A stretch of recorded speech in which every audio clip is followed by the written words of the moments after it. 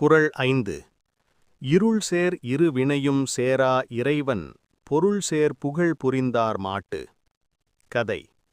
ஒரு காட்டில் ஒரு சிறிய ஓடை ஓடிக்கொண்டிருந்தது.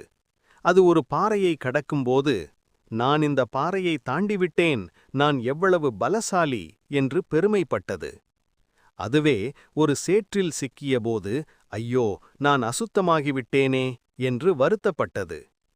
அந்த ஓடை நேராகச் சென்று கடலில் கலந்தது.